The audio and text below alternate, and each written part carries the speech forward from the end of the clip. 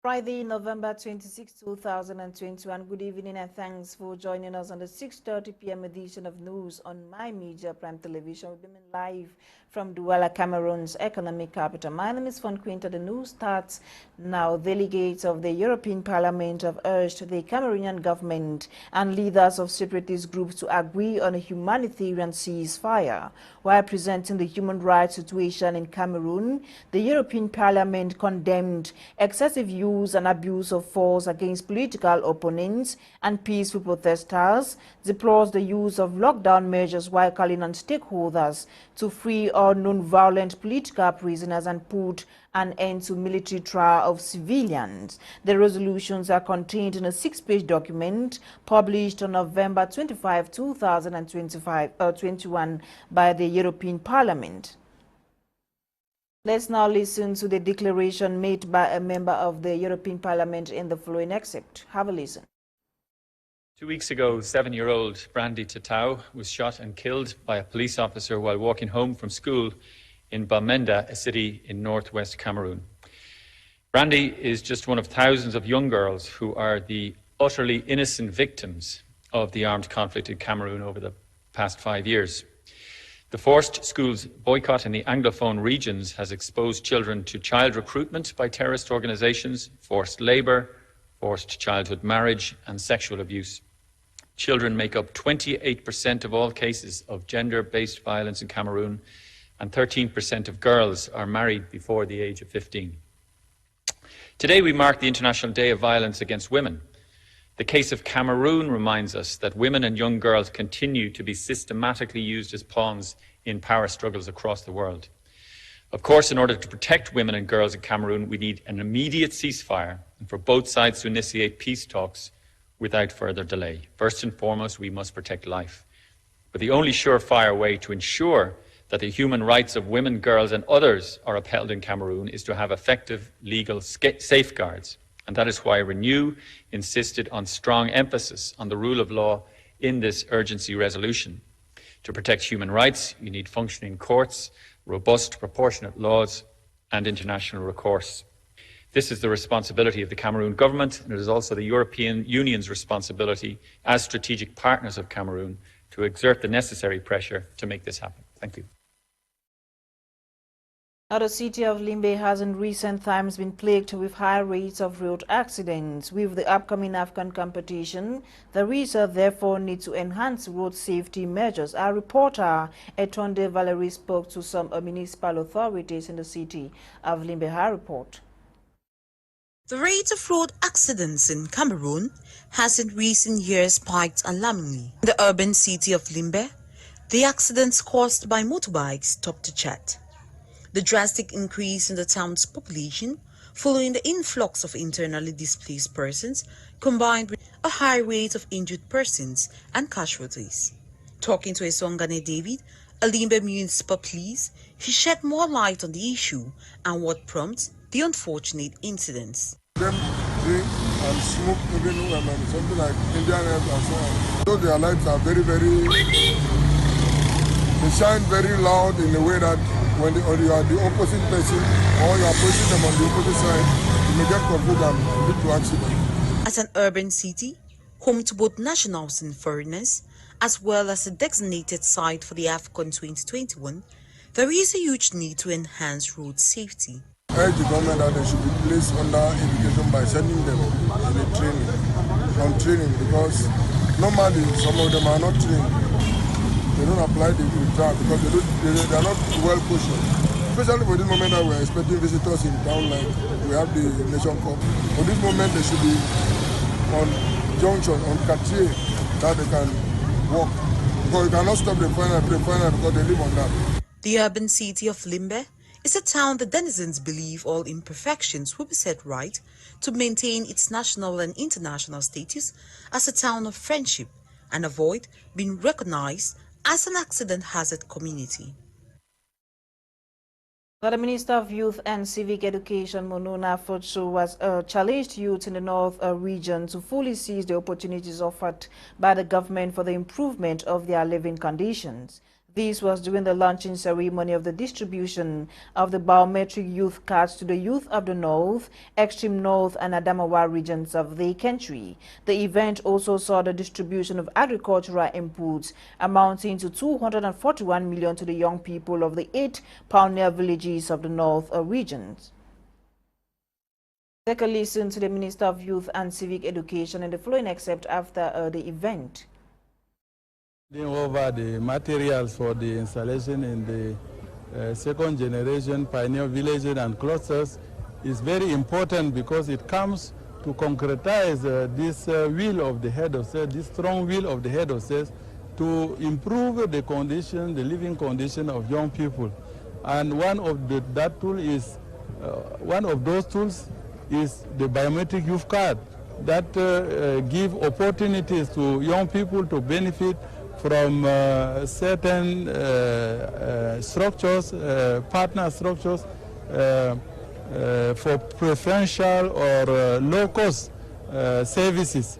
And till now, those biometric youth cards were not operational, really operational, because the young people had received, but the services and the financial inclusion with with banks were not operational.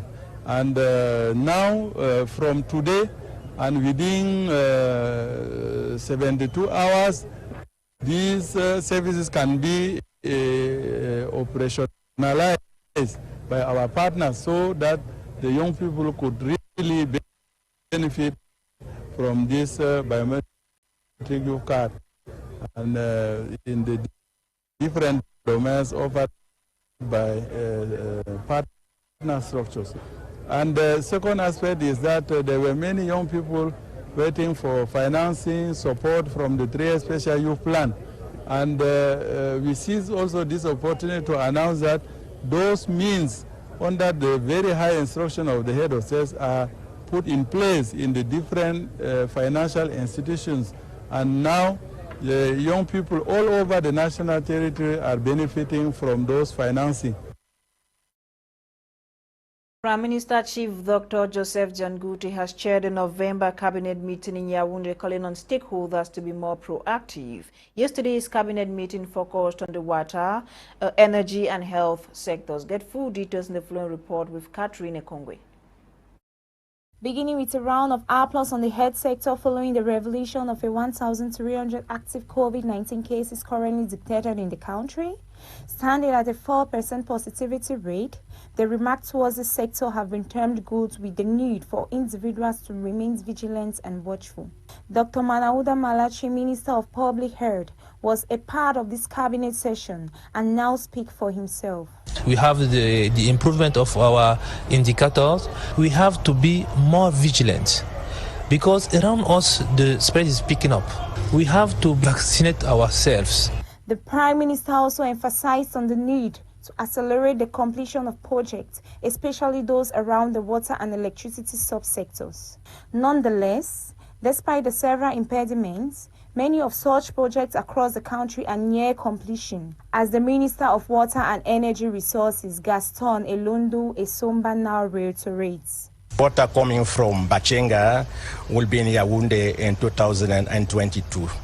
And for electricity, you are working hardly to speed off the transmission line between Yabizan and Yaoundé. For the transmission line coming from Yaoundé to Abomban, you have a very, very good progress. There are other projects, many projects in cities like Yaoundé, in cities like Douala. Still during the section, Cameroon's participation at the recent COP26 meeting also came under review. In a nutshell, the cabinet agreed that to implement the resolutions which fall in line with the National Development Strategy, the country will need to update different instruments to reduce carbon emission and strengthen resilience to climate change. Over in the Northwest Region, councillors of the Fundong Council in Boyo Division have voted the council budget for the 2022 fiscal year. This was during a council session which saw the handing over of a modern toilet facility to the Fundong market. Get details with Charles Kibwa.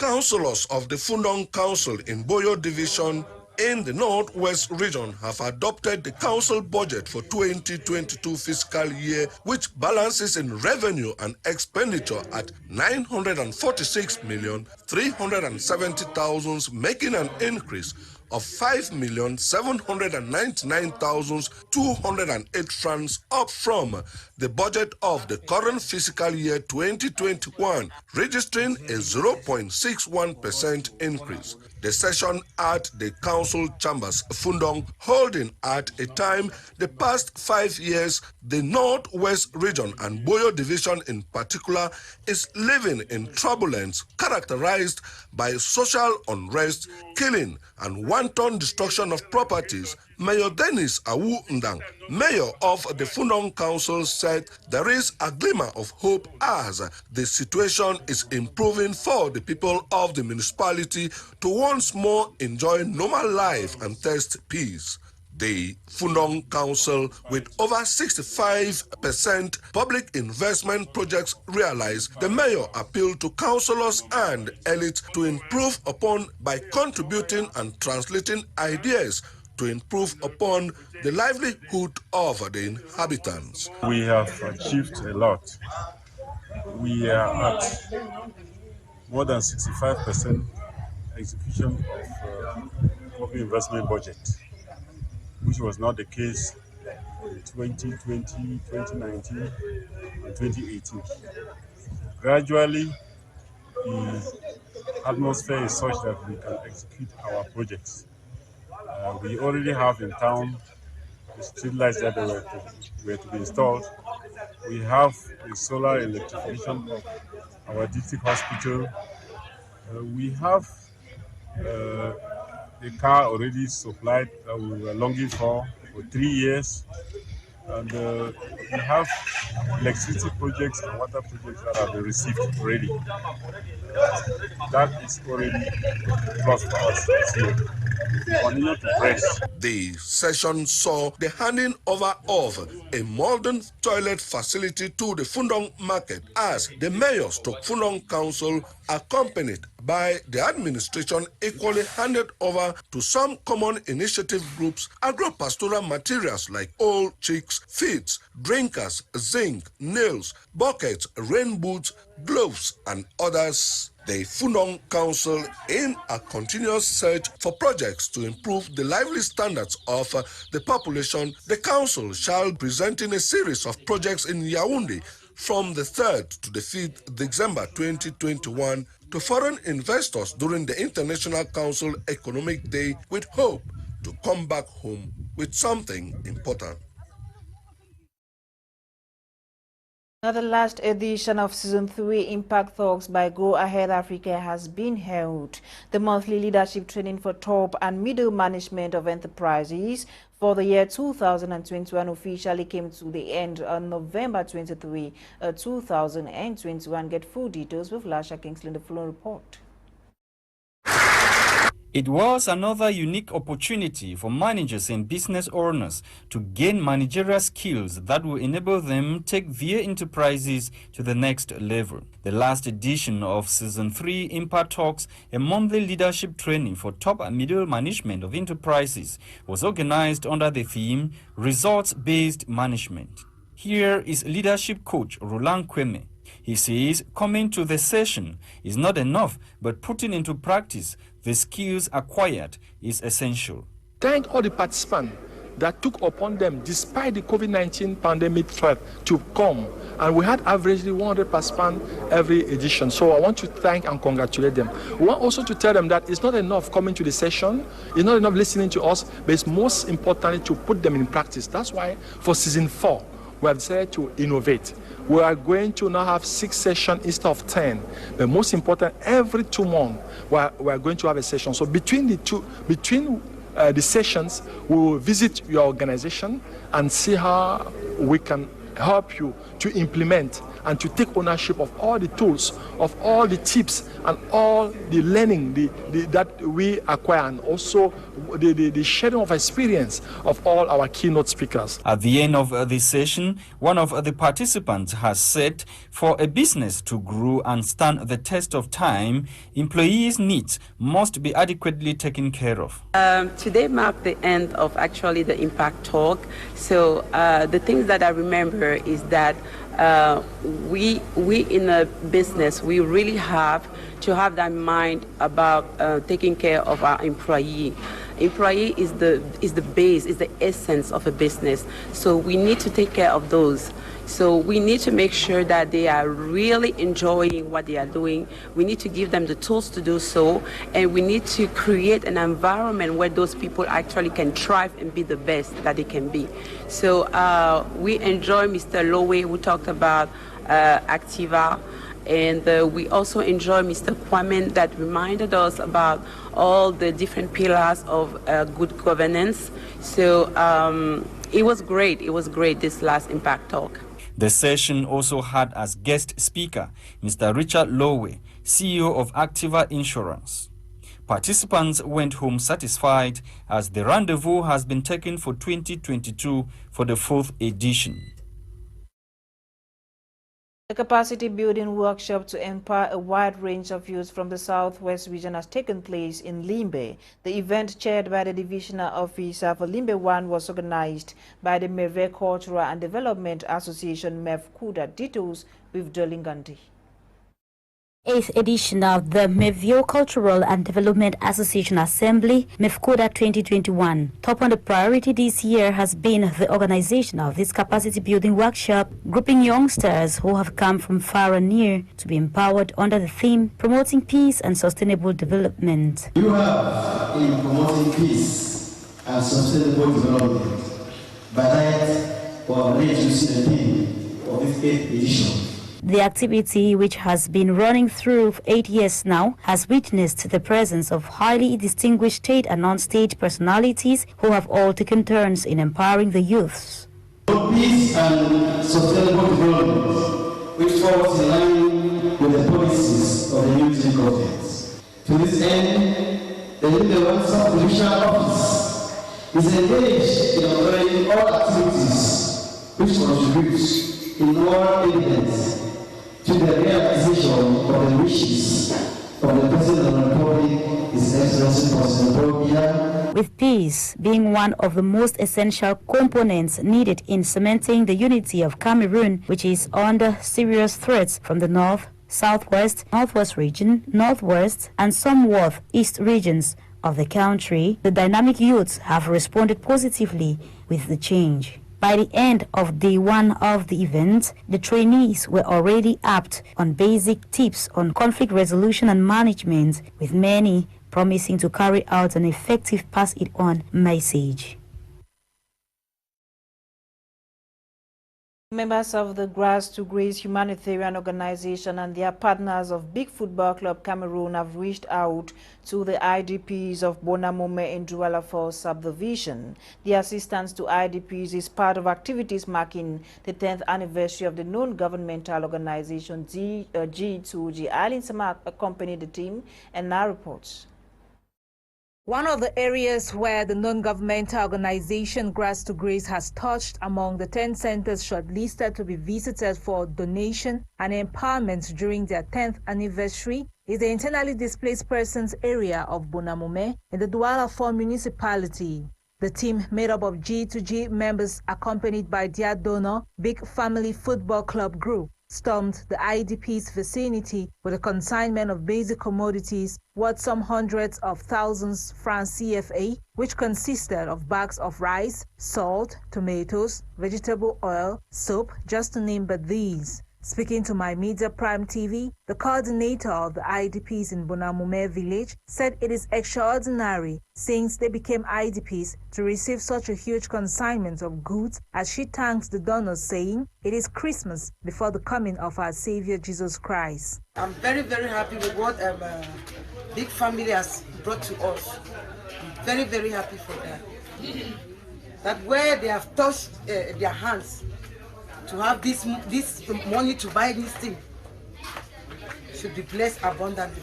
The CEO of the non-profit making organization G2G stood shoulders high, showing appreciation to the partners and donors. Bonamome is the second stronghold of IDPs in the littoral region after Pika 21, we decided to come here because it's a stronghold for IDPs and they live in a very deplorable conditions, and that's just one of the reasons why we came here. We thought that we could wipe tears and put smiles on your faces this festive season as we're celebrating our 10th anniversary. That's just the way Grass to Grace has chosen to celebrate its 10th anniversary, impacting, giving life to people, impacting the community. And we're also going to sponsor 15 IDP girls to learn a trade, that is, they will have to do makeup, pedicure and manicure. So I'm elated, I'm happy. Representing the president of Big Family FC was Elvis Ngwa,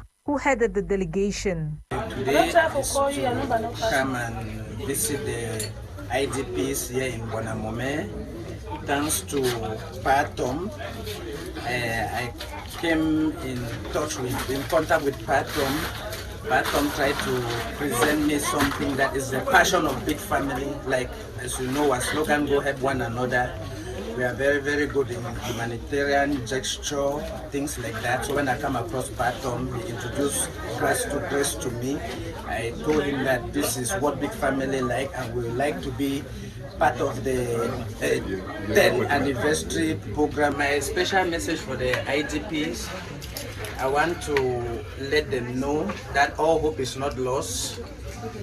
As I said before, no matter how long the night will be, the sun will finally rise. The ceremony ended with the taking of pictures to immortalize the humanitarian gesture from Grass to Grace as it celebrates its 10th anniversary.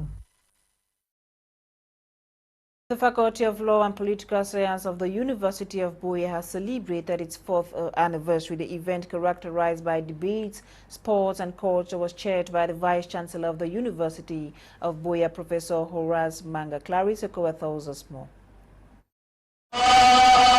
All eyes glued to these students from the Faculty of Laws and Political Science of the University of Buea as they showcase their technical know-how on the moot court, that is, legal issues that obtains in a normal court session. This was during the launching of the maiden edition of the Faculty of Laws and Political Science Week. During this ceremony to mark the faculty's 4th anniversary, the Dean of the Faculty of Laws and Political Science, Professor Atancho Akunumbo, in a speech expressed gratitude to the different stakeholders of the University of Buea for nursing the Faculty of Laws and Political Science, which started as a department under the Faculty of Social and Management Sciences. With a growing need to build strong institutions, maintain peace and justice as the theme stipulates, the Dean of the Faculty of Laws and Political Science unveiled that its students are exposed to different teaching methods that blends theory with practice. Commemorate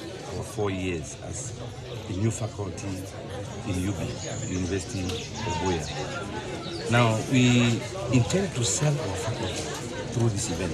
It's not only commemorating, but selling our faculty, selling our programs, selling our projects in terms of teaching, research, and outreach. Chaired by the Vice-Chancellor of the University of Buea, Professor Ngomo Horace Manga, he reassured the Dean of the Faculty of Laws and Political Science of the constant support from UB administration in ensuring that their vision of providing quality education is upheld, while calling on the students to be assiduous. Right now, we have a building dedicated to the Faculty of Laws and Political Science. And we are hoping that in the next 2 weeks, we'll be able to resolve all the problems. It should be noted that the Faculty of Laws and Political Science of the University of Buea is the youngest faculty created in November 2017. It has 7 departments, including the Department of French Law, English Law, Political Sciences, International Relations, Public Resolutions, Public Administration, and Civil Law. The Bamenda 3 Council maiden edition of the Festival of Heritage, Arts and Culture kickstarted today with a caravan walk from Guinness Nsungkikang to the Phone's Palace. The caravan walk was led by His Majesty Fon Azefa II, the Fawn of Nkwen. Get full details with Charles Keba from Bamenda. The Bamenda 3 Council Maiden Festival, dubbed the Festival of Heritage, Arts and Culture, organized by the Bamenda 3 Council, bringing thousands together at the Nkwen Phone's Palace to celebrate culture. 26 to 28 of November 2021 kick-started with a caravan walk from the Maitri Guinness Nkwen Junction to the Phone's Palace Nkwen venue of the event. Present was Northwest Governor Alain amongst other dignitaries, funds, chiefs, notables of Nja and Nkwen, including the population, aimed to protect and promote the culture of the people and bring unity, peace amongst the people of the Bamenda 3 municipality. Things are not be for the way we get for be. Things are not for work for the way we get for work. So you see no. So I did pray say this so we put Papa God for front. May make us say many things always repeat itself. May it take long time before it happen. Say anything we they even a vex, even a ha, make God to wash and oil bring peace so that we get such events over and over again. People accepted the event and came out for it and they are ready to accompany us in the coming year. That's number one. Number two, you heard the mayor himself indicate that he will be promoting the language of the main language in the municipality by paying for teachers to be teaching in school. This is an achievement already. And you can see the joy in people's hearts. It shows that they will be taken to their homes. It's another achievement for us. The Festival of Heritage and Culture, with all dressed on their traditional attire, with male, female, youths to exhibit culture. His Royal Majesty Fon Azefa II in each junction perform rituals to clean the Nkwen land. The population you are seeing today is going to triple. And all what we have observed as lapses, we are working hand on deck to make sure all these things are corrected. In fact, it's a great success. I wish to use this opportunity to appreciate all who have sacrificed their time to be here today. Bamenda 3 Council Mayor Fongu Kletos, while thank the people of his municipality for their massive turnout, said the festival is meant to promote the various cultures of the people of his municipality, including persons with disability. Bamenda 3 municipality, we actively encourage talents to stay in Bamenda. Reason why we continue to encourage crafts, arts, and arts in collaboration with the Ministry of Small and Medium-Sized Enterprises, Social Economy, and Handicraft. Northwest Governor Alain challenged other councils in the Northwest, elites, development associations to emulate the initiative of Bamenda 3 Council and ensure abandoned communities, subdivision, divisions, cultural values are exhibited and ensure the return of peace and security in restive areas. You people to continue like you are doing here in supporting the administrative authorities, the traditional rural municipal authorities, the force of security of order in the process of securing our families, our quarters, our subdivision, our region. Cutting of the Fehaku 2021 traditional cake, visit to different stands to witness the creativity mind of cultural artifacts of the Bamenda 3 municipality and the traditional dances showcased the day. Charles Keba reporting from Bamenda, and following criticisms from the Confederation of African Football over the slow pace of work on the Limbe Stadium. Officials are confident and they say work is ongoing and the stadium will be set for the games come January 2022. Nora Kakebi tells us more. According to the state broadcaster, contractors at the Limbe Football Stadium have given all assurance that the structure will be completed latest November 28. To this effect, work is expected to be rounded almost 2 days prior to the deadline set by the Confederation of African Football, CAF. It should be noted that Sports Minister Ewane ELi has also assured that the stadium will indeed host the opening game of the African Cup of Nations tournament as well as other fixtures. CAF regrets the delays and the unfulfilled promises, especially of the flagship infrastructure of the competition. It has been 2 years since the Limbe Stadium is in the process of completion. Responding to a call from CAF, Minister of State, Secretary General at the Presidency of the Republic, Ferdinand Gongo, is leading a special delegation to Cairo, Egypt. Sports Minister Ewane ELi is also there in his double capacity as President of the Local Organization Committee of the CAN 2021. What is being criticized is the country's extremely slow pace of work. However, work at the Limbe Stadium is advancing and efforts redoubled as they intend to respect the deadline of November 30. Naraka KB's report concludes the 6:30 p.m. edition of News on My Media Prime Television. My name is Quinta. Coming up next is Prime Hour with Kumlelat and his team. Have a great weekend in the company of more programs on the African Eye. Stay with us. Good night.